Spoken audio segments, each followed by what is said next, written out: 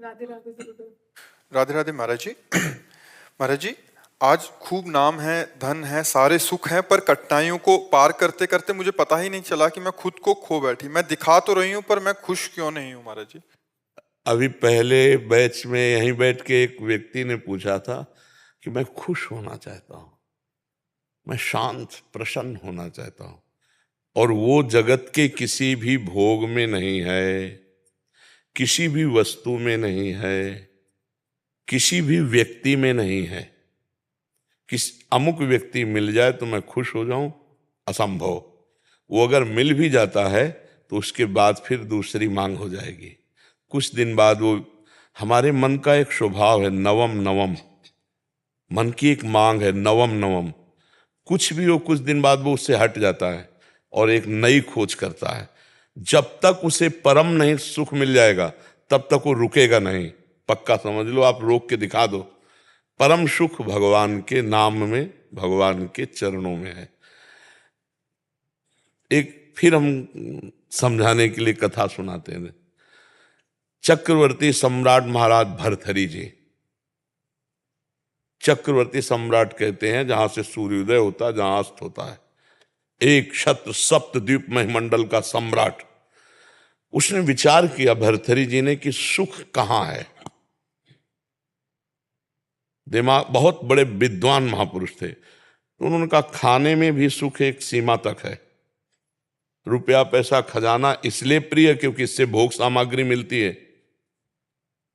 पैसे की मात्रा क्या है, भोग सामग्री मिलती है। अगर पैसे से भोग सामग्री नहीं मिले तो हम कह रहे तुम्हारे को नाम जो है एक ट्रक 2000 रुपया आप कर दिया जाए, 2000 का नोट आपके किसी काम आएगा क्या? आपको कोई बेकार आग लगा दो। और 500 रुपया क्योंकि उससे सामान मिलती है। रुपये का महत्व है वस्तु, वस्तु भोगने के काम में जो आती है, पहनना ओढ़ना है सब। इसके बाद एक आंतरिक सुख की मांग होती, काम। इसको बहुत समझ के देखना। केवल अंतिम सुई जाके रुकती काम में, शरीर भोग। स्पष्ट वर्णन है। सब सुख एक तरफ और मन की एक मांग होती शरीर भोग, वो भी नवम नवम, नवम नवम। भर्तहरि जी ने पूरे विश्व में ऐलान कर दिया मैं उसे पटरानी बनाऊंगा जो मुझे पसंद आ जाए। सब सुंदरियां देश, अभी मतलब सप्तद्वीप महिमंडल मतलब विदेश सब। तो एक पिंगला नाम की सुंदरी जिसके आगे सब सुंदरियां फेल थी। भर्तहरि जी को उसने पसंद किया, भर्तहरि जी ने उसे पसंद। अब वो तो कोई साधारण पुरुष तो थे नहीं, तो उन्होंने कहा कुछ वर्ष में राजकाज बिल्कुल नहीं करूंगा। विक्रमादित्य उनके भाई थे, बहुत बड़े प्रसिद्ध चक्रवर्ती सम्राट, वही बने जाके आगे। विक्रमादित्य महान बलशाली राजा थे, उनके छोटे भाई थे, उनको राजपद दे दिया और कहा मैं केवल देखूंगा भोग में है कितना सुख। वैज्ञानिक दृष्टि उनकी। अब रात दिन अच्छे अच्छे पदार्थ खाना, चक्रवर्ती सम्राट थे, पिंगला के साथ रहना। पिंगला ने एक दिन खिड़की से झांक के देखा तो बलशाली अश्वों की सेवा कराने वाला अश्वपाल वो समझा रहा था अपने सेवकों को ऐसे। रानी ने देखा और आकर्षित हो गई और हुक्म किया दासी को, अश्वपाल से बोलो अमुक जगह मिले। तो दिन में महाराज शयन करते थे, तो दिन में जब सोते होते तब वो अश्वपाल से मिलने लगी, और अश्वपाल से उसका शारीरिक संबंध हो गया। विक्रमादित्य ने को जब सूचना मिली तो उन्होंने कहा कि मैं महाराज से मिलना चाहता हूं, सेवक से कहो। बहुत प्रवीण थी पिंगला, उसको भनक लग गई दासी के द्वारा कि विक्रमादित्य आपकी चाल को जान गया है। भर्तहरि जी से उन्होंने कहा कि आप अपने भाई को क्या बहुत अच्छा समझते हो, मेरे ऊपर वो गंदी नजर रखता है। प्रिया चरित्रम पुरुषस्य भाग्यम दैवो न जानामि कुता मनुष्या। जो कपट छल करने वाले स्वभाव वाले होते हैं उनका अलग से। अब विक्रमादित्य ने कहा मैं भ्राताश्री से मिलना चाहता हूं, और उसने पहले ही क्लियर कर दिया। तो विक्रमादित्य के पास क्रोधित हो क्या, उनका मैं कभी नहीं समझता था तो ऐसी दृष्टि। तो उनका भैया हम जो बात बताना चाहे मैं समझ रहा हूं कि तू यही तो कहना चाहता ना पिंगला गलत है। तो उनका हाँ भाई गलत है हमारे पास। बोले तुम कितने सही, निकालो इसको। मंत्री से आदेश किया इसको देश निकाला दे दो।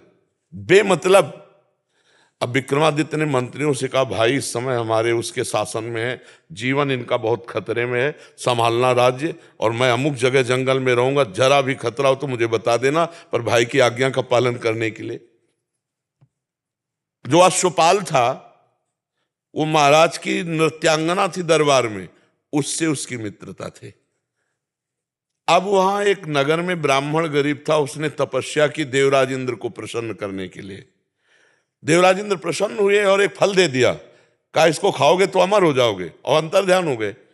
उसने कहा मैं गरीब आदमी, धन चाहता था, अमर होके क्या करूंगा। तब विचार आया कि धर्मात्मा चक्रवर्ती सम्राट महाराज भर्तरी को दें तो वो हमें धन दे देंगे। ऐसा ही किया, महाराज की जय जयकार हो। आज तक दरबार में नहीं आए थे, लेकिन ब्रह्म ऋषियों को जाने का आदेश था, वो गए, महाराज की जय जयकार हो, महाराज मैंने तपस्या के द्वारा अमर फल प्राप्त किया है, मुझे धन दिया जाए। तो उन्होंने खजाने में कह दिया जितना मांगे धन दे दो। वो अमर फल लिया और विचार किया मैं अमर होके क्या करूंगा, अगर पिंगला अमर रहेगी तो पिंगला को दिया खा लो। पिंगला ने तुरंत विचार किया मैं अमर होके क्या करूंगी, अगर अश्वपाल जीवित रहेगा तो अश्वपाल को दे दिया। अश्वपाल ने सोचा मैं अमर होके क्या करूंगा, जो हमारी नृत्यांगना महाराज की है वो अमर हो जाए तो जब तक जीवित रहूंगा। नृत्यांगना ने सोचा मैं अमर होके क्या करूंगी महाराज को। समझ रहे ना, देखो जब पोल खुली होती है तो मैं अब वो जो नृत्यांगना थी उसने मंत्री से प्रार्थना की कि महाराज से मैं मिलना चाहती हूँ, आदेश हुआ आ जाओ। तो उसने कहा महाराज ये अमर फल है, आप इसे पा लीजिए, आप जैसा धर्मात्मा राजा अमर होना। उनका ये सच्ची बता तुझे अमर फल कहां से मिला, क्योंकि तपस्या से ब्राह्मण ने प्राप्त किया, तू वैश्या तुझे कहां से प्राप्त। बोले महाराज ये प्राण क्षमा किए जाएं, हमारी दोस्ती है अश्वपाल से। अश्वपाल जो महल के नीचे ही, तो उनका जाओ किसी से कहना मत। अश्वपाल को बुलाया, बोला जानते हो हम तुम्हें क्या कर सकते हैं। तो कांप रहा था पहले से, बीच सभा में आरे से चिरवाएंगे अभी तुझे, और अगर तू सत्य बोल देगा तो तुझे क्षमा कर देंगे, बिल्कुल कोई दंड। बोले महाराज पिंगला जी ने दिया। क्यों, पिंगला से तुम्हारा क्या संपर्क। बोले विक्रमादित्य ठीक कह रहे थे, हमारा पिंगला से शारीरिक संबंध है। महाराज भर्तरी के होश उड़ गए, मुझ चक्रवर्ती सम्राट से वो खुश नहीं।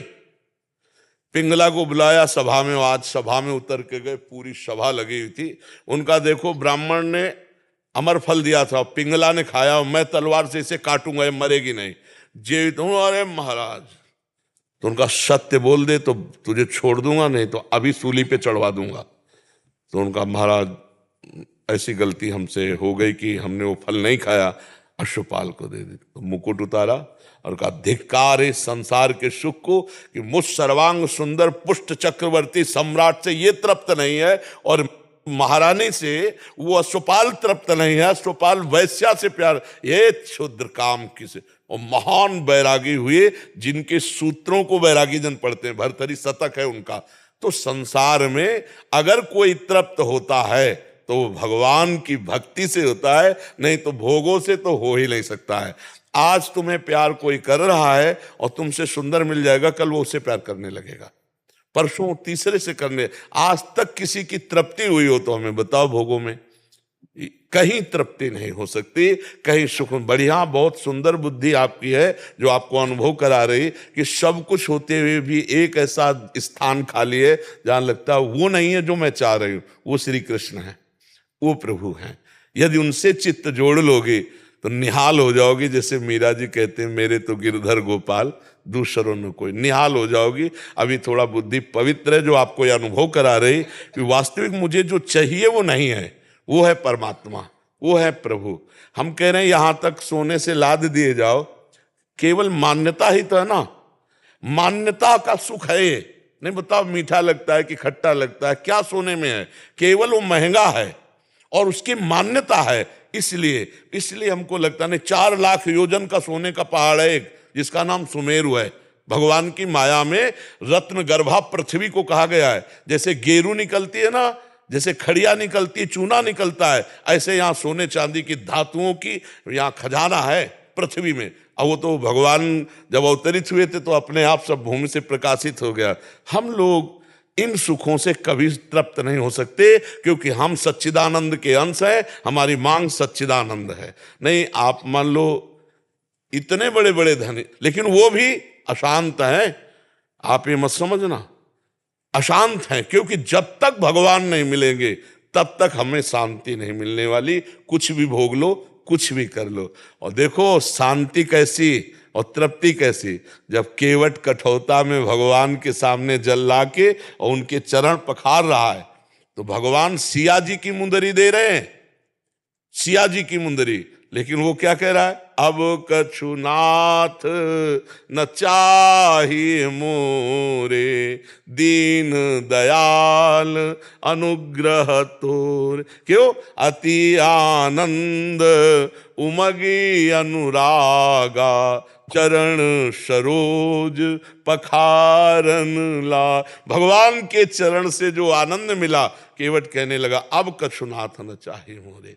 भगवान के बिना मिले ये शब्द नहीं निकल सकता कि अब मैं सुखी हो गया, आज के बाद मुझे कुछ नहीं चाहिए, मैं जो चाहा वो मुझे मिल गया। जो चाहा मिला, चार चाहें और खड़ी हो गई, चार समस्याएं और खड़ी हो गई। इसलिए सखी, भगवान ही एक हैं जिनके मिलने से तृप्ति हो सकती है, दूसरा कोई नहीं है।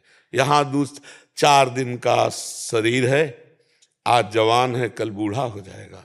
भरोसा एकमात्र श्री भगवान में, चित्त भगवान में, अभी परमानंद है, अभी इसी क्षण आनंद है।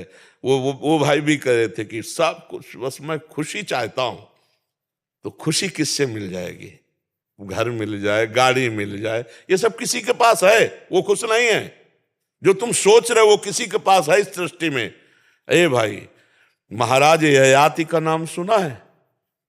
शुक्राचार्य की पुत्री देवयानी, जो देवता भी मोहित हो जाए इतनी सुंदरी थी। वृषपर्वा की पुत्री शर्मिष्ठा, जो दैत्यराज वृषपर्वा, 2 पत्नियां।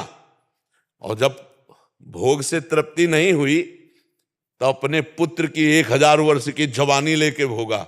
फिर इसके बाद घृणा आई कि धिक्कार, मुझे अपने पुत्र की जवानी भोग डाली, फिर भी कोई सुख नहीं, वही भोग वासना। तब उन्होंने लिखा, एक पुरुष को जो भगवान से विमुख है, सृष्टि के सारे सुख मिल जाएं तो भी वो तृप्त नहीं हो सकता। इसका मतलब है कि हम जैसे भी हैं, अगर भगवान से जुड़कर संतोष कर लें तो आज सुखी है, आज आनंद है। और अगर भगवान से न जुड़े तो आनंद की अनुभूति